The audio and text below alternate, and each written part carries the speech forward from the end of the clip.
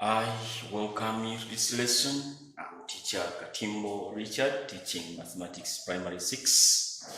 Today I've come with a summary of money.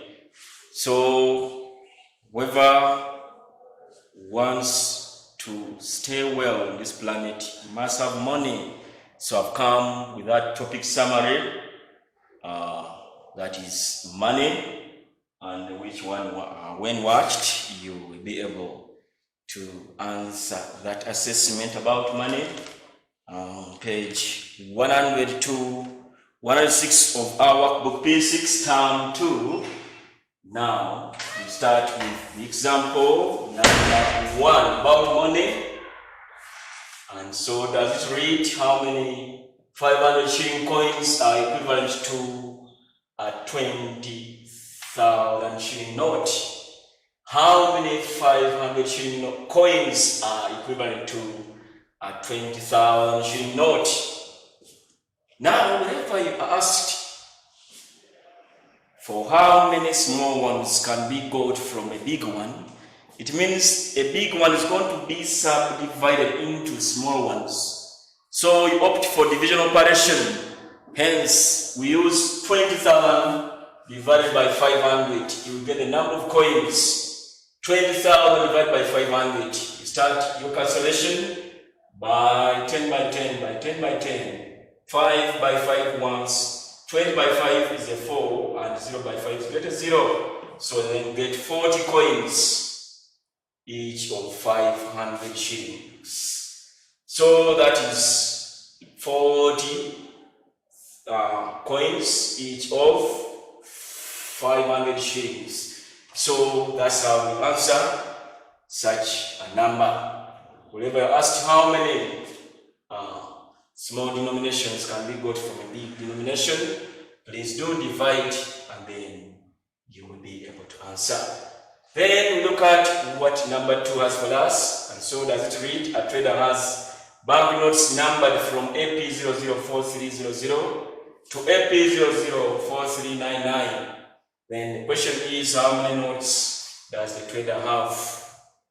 You know, when these notes are being made, they are numbered consecutively to know how many are in the circulation.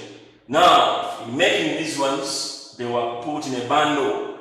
So the first one was labeled AP 004300, and the last one was numbered AP 004399.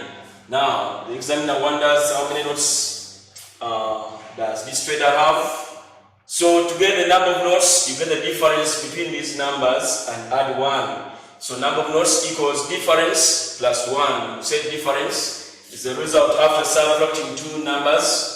So we subtract this last denomination and the first denomination number, then later add on 1. Why? Because these notes are tangible, they are material, they can be seen, they are visible. So we add 1 because we have already subtracted this note and must be included later. So you add it on because of that subtraction of it. So write AP 004399 minus AP 004300. You can as well put off the AP if you don't want. Then subtract 9 minus 0, 9. 9 minus 0 is 9. Here it's a 0, 0, 0, 0. So I've got 99 plus 1. Answer notes. We've got 100 notes. The question can go an extra mile to asking you how much money is in this bundle. Given that the value of each note is 2,000 shillings. So that's when you multiply 100 by 2,000 and get that answer, 200,000 shillings. 200,000 shillings. So make that kind there. 200,000 shillings. If each note is of value 2,000 and they are 100, so then you get 200,000. We multiply. But here they want the notes number only, which is 100. Remember to add 1 after the subtraction. That's difference plus 1. number of notes. As we go to number 3, example number 3, it's about going shopping, to prepare the bill and then answer the subsequent questions. A mother went to the market and bought the following items. A mother went to the shop and bought the following items. Went to the market actually. So 2 kilograms of meat at 8,000 shillings per kilogram. 2.5 kilograms of maize flour at 2,400 shillings per kilogram. 500 grams of salt at 2,000 shillings per kilogram. 2 bunches of matoke at 20,000 shillings. Then prepare her shopping bill. Prepare her bill, meaning final expenditure. So we start by knowing how much money this mother paid for each of the items listed here. The first item is called meat, bought 2 kilograms of the same at 8,000 shillings per kilogram. Here look at the word per kilogram. When you see each kilogram or a kilogram or per kilogram like it is, please, it requires you to multiply.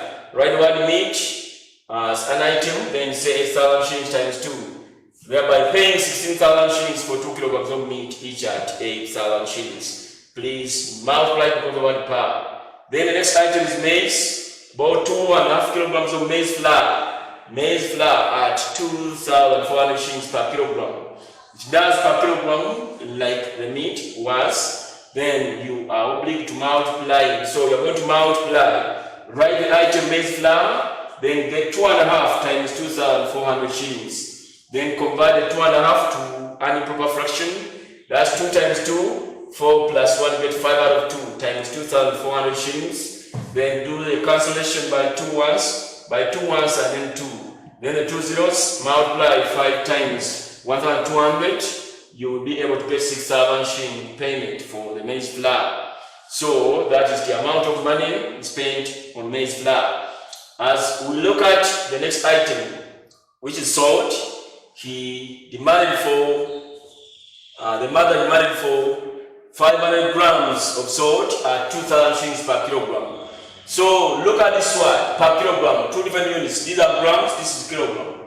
So the seller is selling in kilograms, but the buyer, the mother, has asked for grams. Now what do you do then? You first normalize the units by converting the grams to kilograms. How many grams make a kilogram? They are 1,000.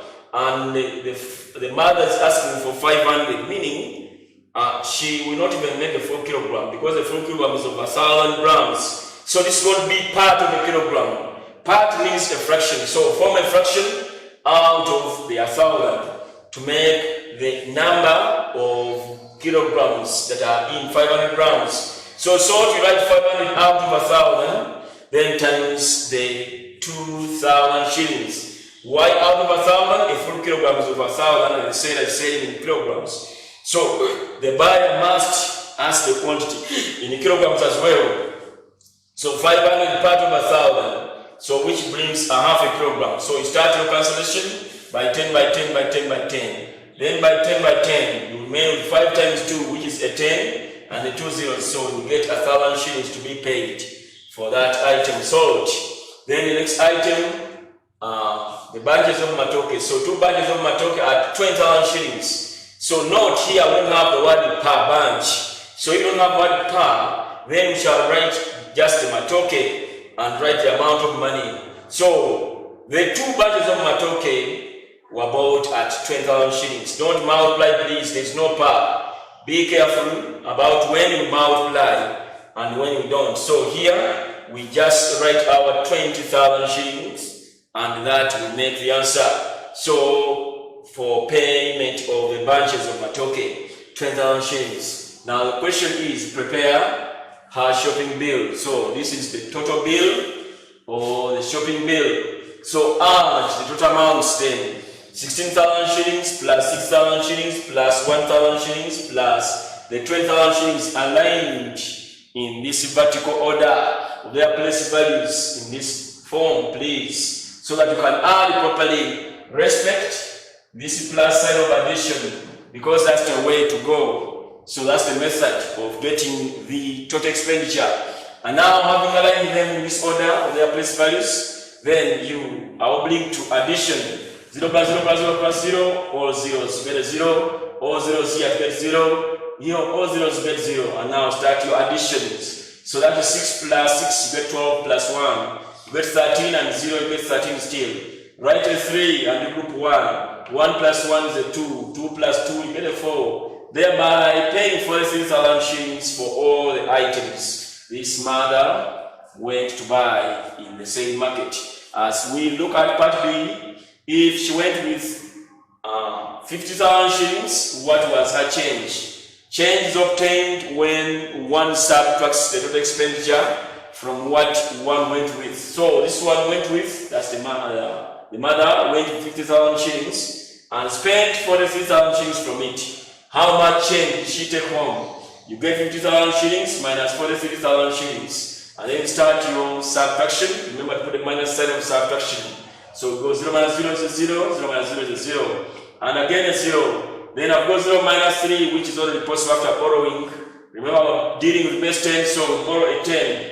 So whatever we borrow is given to 10. So borrow 1 from 5 is given to 10, remaining with 4. Then 10 plus 0 get a 10. Now 10 minus 3 get a 7.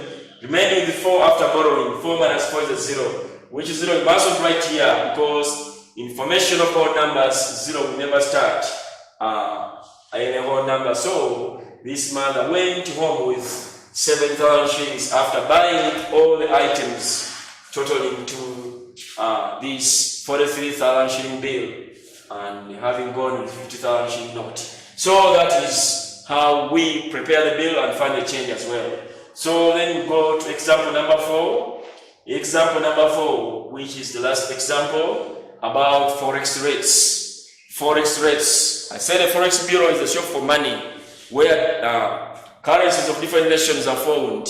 So we don't have goods there, we have money of different currencies taken like goods. So they buy and sell the goods. They buy a low amount and sell a high amount. So that is the experience we are to have in number 4. And so does it read. The exchange rates in the bank as follows. 1 US dollar is exchanged for 3,400 Uganda shillings. Then 1 British pound sterling is exchanged for 4,600 Uganda shillings. And 1 Kenya shilling is exchanged for 35 Uganda currency. Now, part A says convert 1,840,000 Uganda shillings to British pound sterling. Now, whenever you're converting from Uganda currency to any other currency, we divide by the exchange rate. The exchange rate is something to do with one big currency exchanged for much in the other currency. So like you see the exchange rate here, 1 US dollar is exchanged for 3,400 Uganda currency. This is what's called the exchange rate. Like 1 British pound sterling is exchanged for 4,600 Uganda shillings. So these will be available to you by the examiner for you to use in terms of exchange. Now we are exchanging from Uganda currency to British pound sterling. We state the exchange rate like extended by the examiner here. We say 4,600 Uganda shillings mean 1 British pound in terms of exchange. So you state the exchange rate here, 4,600 Uganda shillings is the exchange for 1 British pound. What about 1,840,000 Uganda currency? You get that 1,840,000 shillings of Uganda. You divide by the exchange rate of 4,600 and then start your cancellations. So start by 10 by 10. Whatever you cancel the zeros, you have to divide by 10. Then by 10 by 10. Then you have got this is 43 and this remaining amount when the zeros go. So we divide by 2. So divide 4 by 2, you get 2. 6 by 2, you get 3. So you get 23 there. Then 18 by 2, you get 9. 4 by 2, you get a 2. And a 0 by 2, you get a 0 as well as that 0.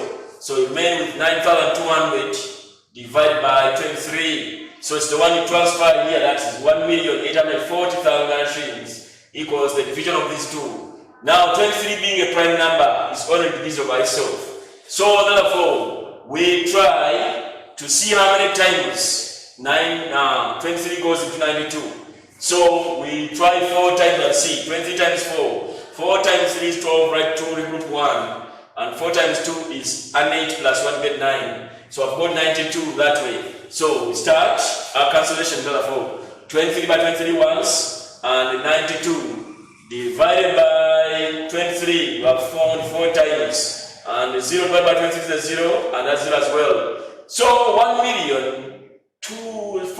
840,000 Uganda currency will be exchanged for 400 British pounds sterling. But all in all, whenever you're converting from Uganda currency to any other currency, we divide by the exchange rate. And when we are converting any other currency to Uganda currency, we instead multiply by the exchange rate. Let's see what part B has for us. If a set of chairs costs $700 of USA, find the equivalent cost of the chairs in Kenya shillings.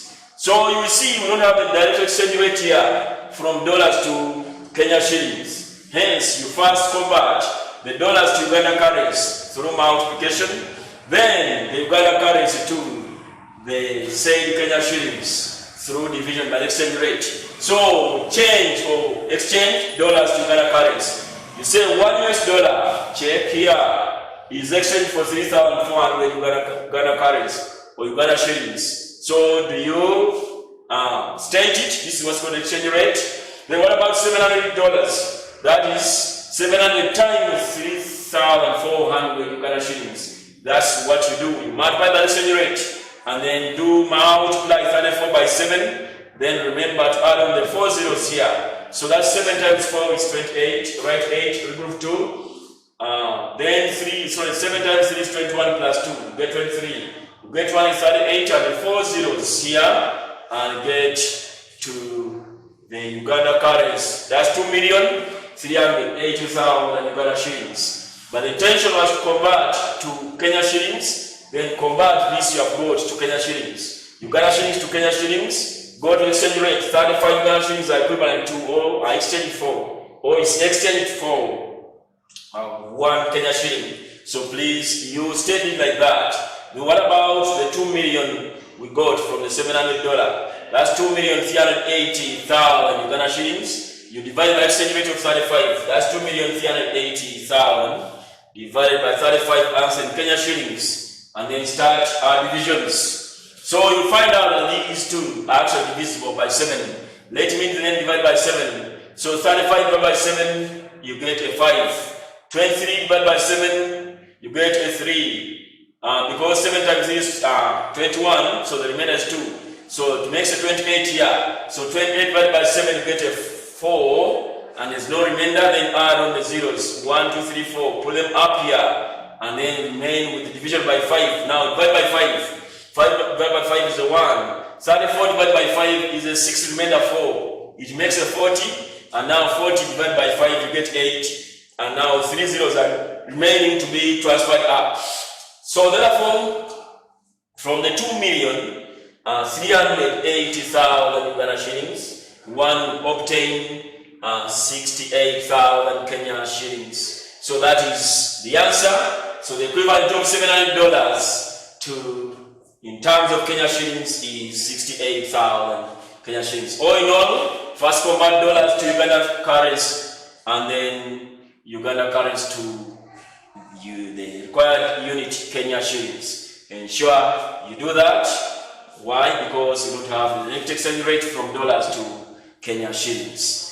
In short, that is what I wanted to emphasize about money, and you will then be able to answer that assessment about money from page 100 all the way to page 106 of our workbook term 2 P6. So ensure I answer that in accordance with those examples, and then you will be perfect. I am teacher Katimbo Richard. For more information, as usual, please reach me on 0776251655 as well as 07572 33066. Otherwise, bye bye.